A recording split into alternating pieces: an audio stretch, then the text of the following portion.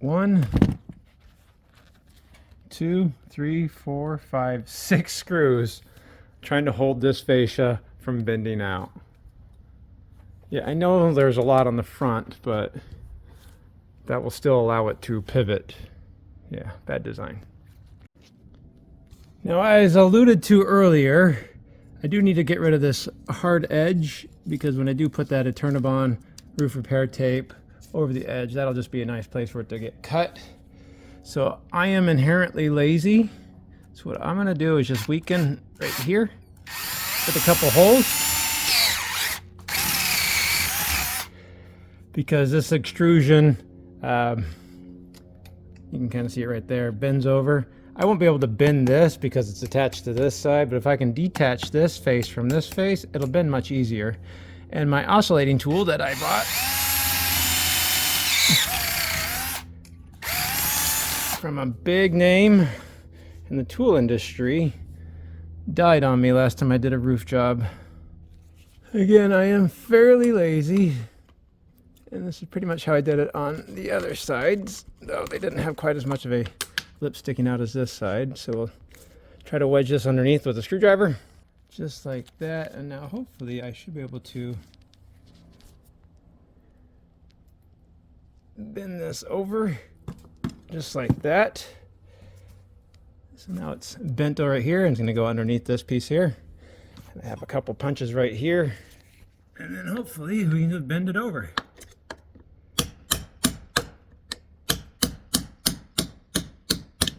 Kind of like a shingle. Now this is going to be on top.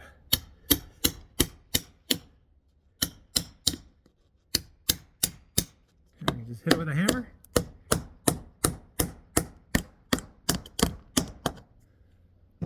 And now hopefully you can see this top is over the bottom or the side, so that it's a lot more like a shingle. So if water does get over there, it's going to go on top of here now, and it's a nice curve, so it shouldn't want to cut the tape anymore.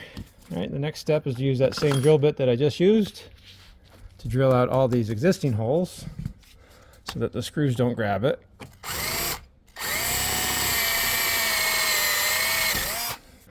So we have another hole right here, so we'll put another one right about there. All right, so with all those holes drilled now, all the way down, so with all those holes drilled, the next step is my least favorite of all steps. Prep work. And I am not a fan. So it's probably very easy to say that I probably shouldn't be a painter. And yet, that's the task I gave myself to do on this fifth wheel. I just have a plastic scraper because this is a membrane roof. We're gonna go try to get everything off of here that we can. Again, we're not trying to make more problems by cutting the membrane, but the flatter the surface, the better that Eternabond will stick. Even though I know that it'll stick no matter what, as long as you install it correctly. Hopefully you should be able to see this roof is very dirty because, you know, it's from 2009. It's been left open for years, and even if this did have a slide out topper on it, it would be dirty underneath the slide out topper. So at least this job's a lot easier because there is no slide out topper on top of this, because that will add a lot of time to what I have to do here. Because after I scrape all this, so we need to clean it. Well, this was definitely a lot of dirt. It's still a sealant and butyl that was oozing out. Now we're just going to do a couple passes with soap and water. Again, nothing too aggressive because this is still a rubber membrane, and we don't want to have anything with mineral spirits on it that will damage the membrane and make us do more work. So stay away from things like this unless it's going to be on the metal. Get this nice and saturated. Let it sit for a little bit. And what we don't want to do is completely saturate this and get water underneath and get trapped underneath the fascia here, because then we'll have to wait for all that to dry before we can put the Eternabond on it. So we'll do a couple passes before we do a final scrub and a final pass because it's dirty.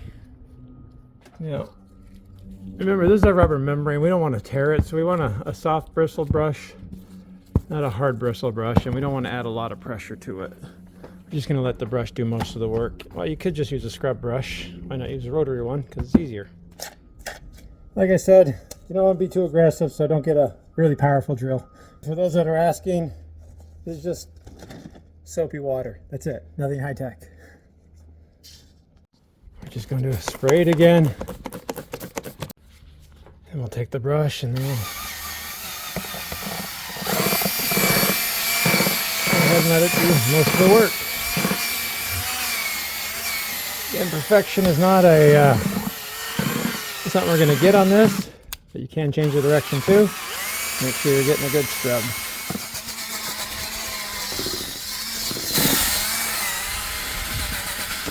And then we'll just be doing that down the rest of the roof here. Okay, so that's a little bit cleaner and just wide enough. So we should be ready to start putting this stuff down after we put the screws back in. Actually, you know what? I completely forgot. We're not using these screws. We're going to be using my favorite screws, these last screws with a washer head on it. They don't sit nearly as proud and they're flatter, so the tape should stick better. Even though I know it's eternally sticking. As long as you did it right. Yeah, that's a lot smoother, almost like a rivet.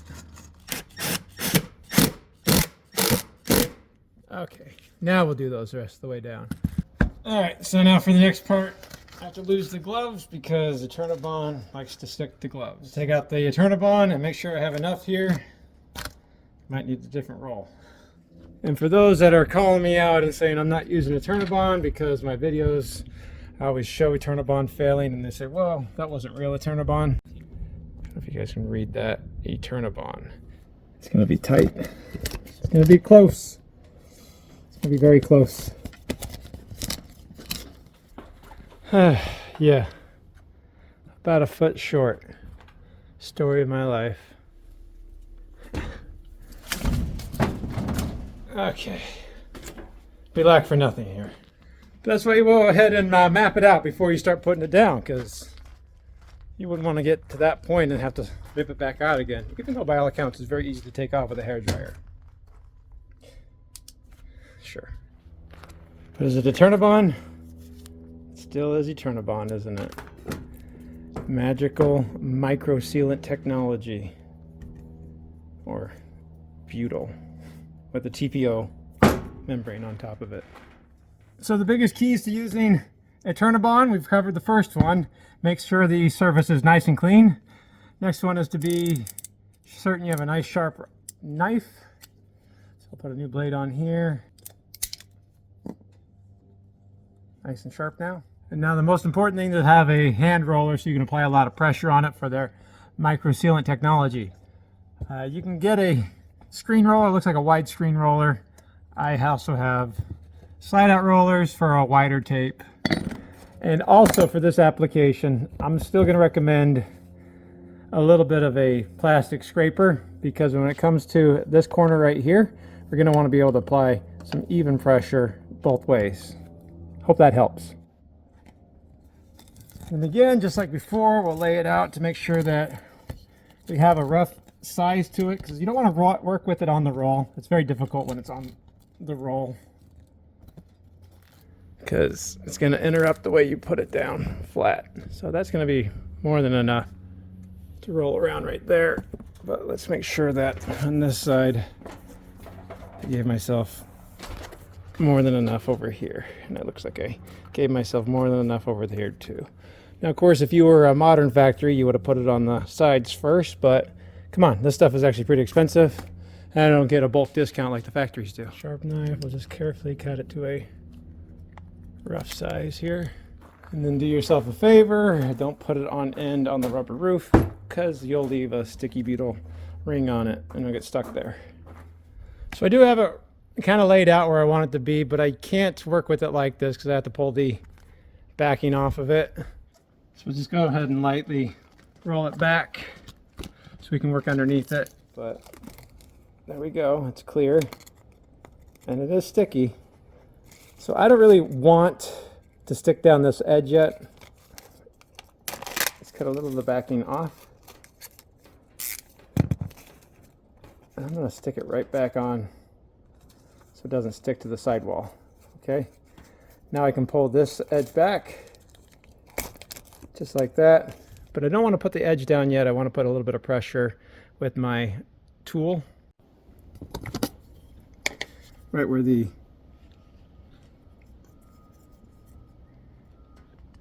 aluminum ends, right there, so I can kind of work it over as I do that. Now we can let it go ahead and sit down right where I want it to be. Put a little bit of pressure on it. And so my starting point is pretty square. Like I said, this isn't going to stick on the side yet because I do want to make sure I do a good job putting this down the right way. I don't want to start, because this will be crooked and then I'll get everything else crooked, because the flatter you can lay this, the better. Yeah, because we do have it laid out pretty well. I can just reach underneath and start pulling the backing off and setting it down as I move down. And just like before, add a little bit of pressure right there with the knife, on top with the knife. And then we do have the roller so that all the Eternabond freaks won't be upset with me. To apply a lot of even pressure. I'm also going to roll this way with it too. Pretty much that's what we're going to do the entire length of the roof. It's tedious, but take your time. And then we'll have a good flashing dam so water doesn't try to get underneath this edge. It'll come over here and down the wall. This is how the factory should have done it all those years ago. Or, you know, built a seamless roof like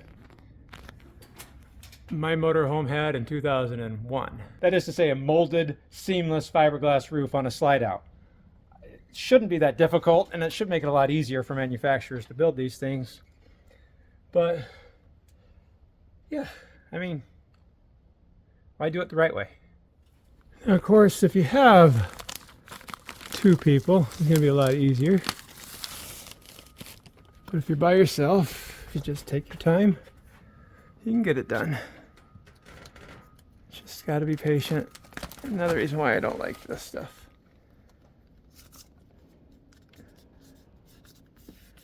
Being patient is really not one of my useful traits. And don't forget to cut off a lot of the extra backing along the way, because this stuff gets in the way a lot, and for whatever reason it likes to re-stick to this stuff.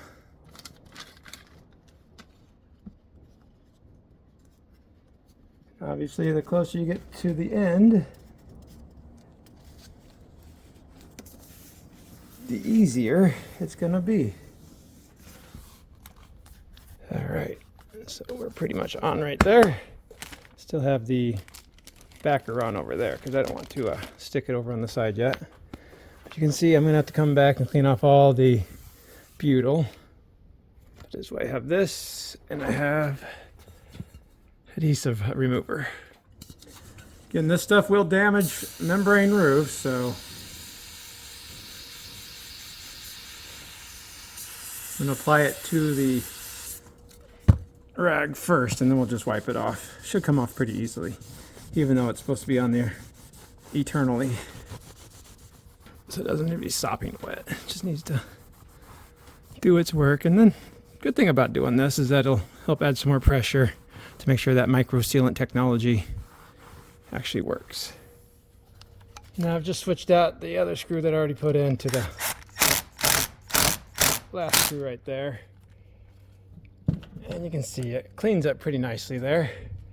Last thing we're going to do is just bring this down and cut it to shape. Now, there's no real rhyme or reason for the way I'm doing this. I'm just going to try to match the aluminum as much as I can. Obviously I have to get the backing off of that. So we're just going to be carefully doing it this way. Carefully doing it this way. Wrapping it back underneath right here, pushing down over here. And again, making our way right about here. Now, this edge will definitely get peeled off. So what I'm going to do is kind of put a little bit of an angle right here. Hopefully you can kind of see how I did it right there. That way there's not one edge or a sticking out edge for this wiper seal to grab onto. And at least gives a place for the water to follow down over to here. So I did make sure that backing was on there again so it's not sticking to the wall where I don't want it to be. Put a lot of pressure onto this, hopefully to get it to stick pretty well. Like I said, I'm pretty confident it will over time peel. That's why I'm oversizing it. So right about there to there. Hopefully not too bad. Now I'll just clean off the rest of the tape all the way to the front and do the exact same thing on the corner over there. And because I knew I was going to be putting this tape on, that's why I wanted to make sure I had a nice round edge right here that wasn't going to get cut, because then that would start to peel too. But overall, I'd give myself a B-, but I give the factory an F anyway, so I'm doing better.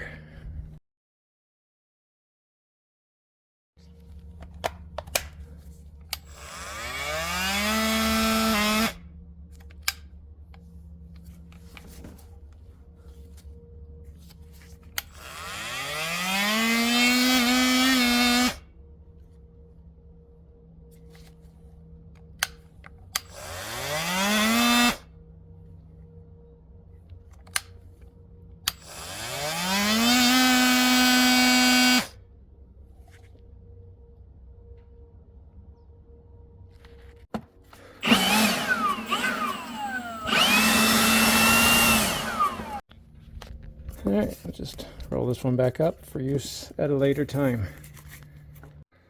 Now just clean off the rest of it, put the other side, now just clean off the rest of it,